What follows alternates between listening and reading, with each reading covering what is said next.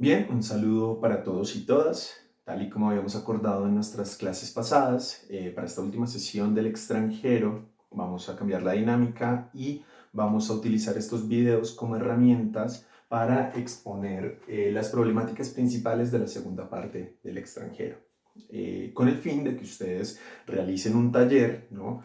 Con base en lo que se exponga acá, en el que deberán dar cuenta de su lectura crítica y en el que hagan una interpretación que apunte a el sentido total de la obra, ¿no? Una interpretación a modo de conclusión de lo que fue toda nuestra discusión sobre el extranjero.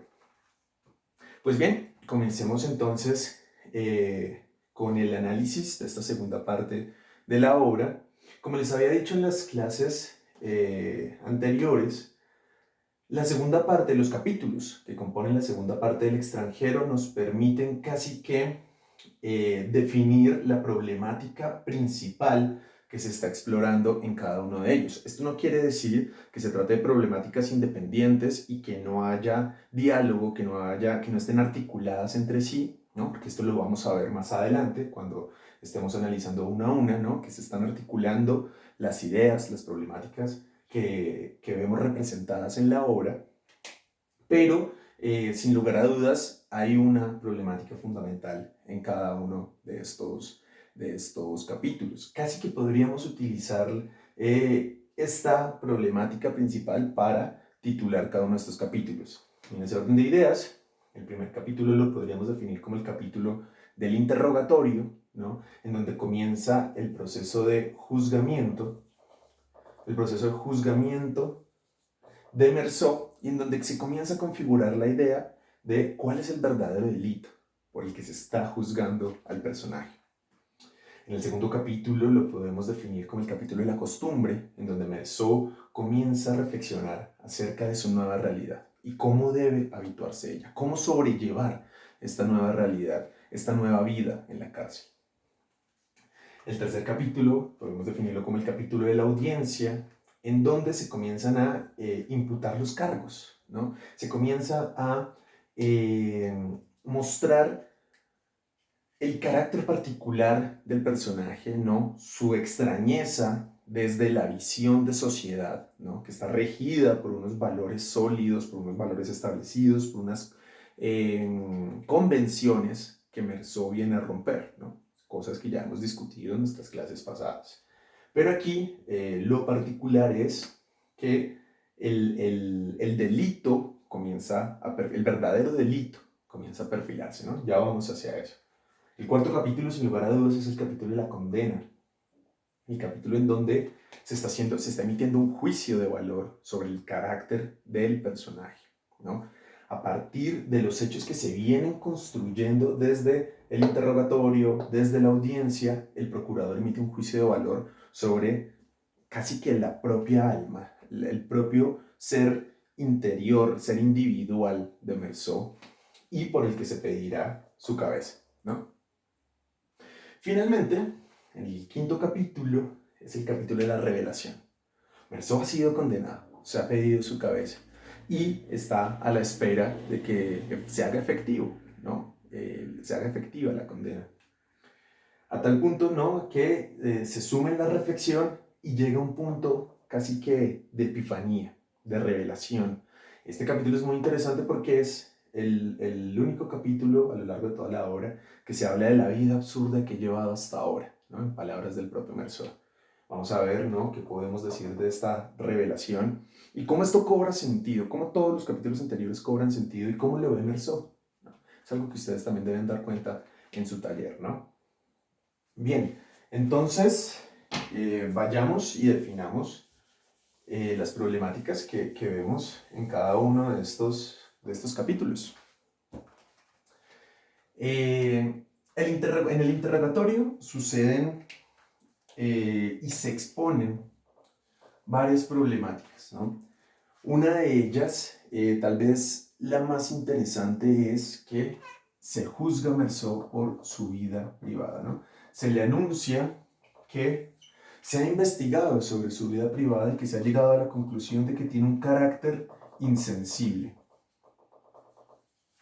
Insensible. ¿cierto? Y aquí comienza a, digamos, configurarse cuál va a ser el verdadero delito por el que se juzgue a Meursault, ¿no? En un primer momento, al juez de instrucción, quien es el encargado de interrogar a Meursault y discutir los cargos, inicialmente con su abogado, el abogado que le asignan al personaje, se muestra que le interesa, ¿no? Le interesa este personaje, que lo encuentra un poco extraño, pero que lo quiere ayudar. Sin embargo, rápidamente evidenciamos que la visión de mundo de Meursault es muy diferente a la visión del mundo del juez, ¿no? Y esto es lo que causa gran conflicto. Entonces, comienza a configurarse una idea de juzgarlo a partir de los sucesos de su vida privada y no por el hecho de haber asesinado al árabe. Ustedes mismos evidenciaban desde ya en nuestra sesión pasada, el árabe casi que en ningún momento se menciona. No se menciona ni su familia, ni las consecuencias de su asesinato, ¿no? Para sus seres queridos. No se está intentando reivindicar a la víctima, reparar a la víctima o a la familia de las víctimas, ¿no? No hay ningún interés en el árabe. Entonces comenzamos a preguntarnos cuál va a ser el verdadero delito por el que se va a juzgar a Meursault, ¿no? Vemos varias problemáticas interesantes. Entonces, bueno, partimos de que se comienza a configurar un carácter insensible de Meursault, ¿no? Para esa sociedad que lo está juzgando. Hay otro punto muy interesante y es que en este primer capítulo se nos revela el carácter humano de Meursault, porque Meursault necesita la empatía del otro, ¿no? Desde aquí ya podemos desligarnos de esa tal vez primera lectura que hacemos de el carácter del personaje como un personaje completamente frío, aislado de la sociedad, que no le interesa relacionarse con los otros, ¿no? Porque él incluso busca, ¿no? el favor del juez, no para que lo ayude, ¿no? Sino para que lo entienda como ser humano, para que entienda su manera de pensar. Pero Meursault se detiene, y acá nos da otro punto que nos revela un poco sobre su forma de ver el mundo, y es que él se sabe criminal, ¿no? No se identifica como un criminal como los otros, ¿no? Porque a fin de cuentas él en ningún momento tuvo deseos de matar al árabe, y él no lo revela, se nos revela en esta segunda parte, que tampoco premeditó, ¿no? Lo sabemos nosotros como lectores, que tampoco premeditó el asesinato, pero sabe que sobre él, ¿no? Carga el peso de haber asesinado a un hombre, ¿no? Y que por ese orden de ideas será difícil aproximarse al juez. Pero entonces, interesante de este capítulo, ¿no? Que se empieza a definir a Meursault desde la visión de la sociedad que lo está juzgando, ¿no? Como un personaje insensible a partir de los hechos de su vida privada, no del delito como tal.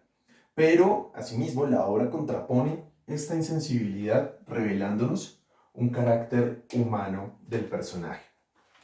Aquí dice mi borrador.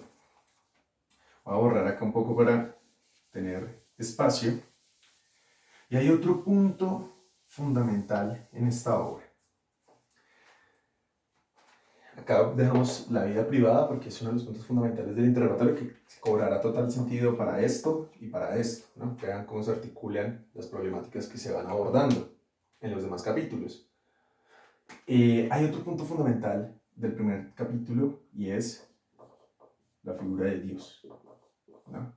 Para el juez de instrucción, la figura de Dios es fundamental para darle sentido a su vida. Y él quiere, ¿no? En cierta medida, ayudar a Meursault, ¿no? Haciendo que acepte a Dios, ¿no? Sin preguntarse nada, ¿no? Recuerden, como un niño que tiene su alma vacía, estoy parafraseando lo que dice el juez, como un niño que tiene el alma vacía y es capaz de aceptarlo todo, ¿no? Y tiene el crucifijo frente a la cara de Meursault. Necesita que acepte a Dios y que se arrepienta, ¿no? Para que Dios lo perdone, ¿no? El perdón de Dios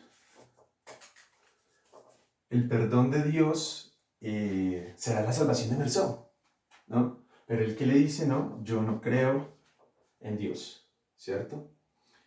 Yo no creo en Dios y esto desestabiliza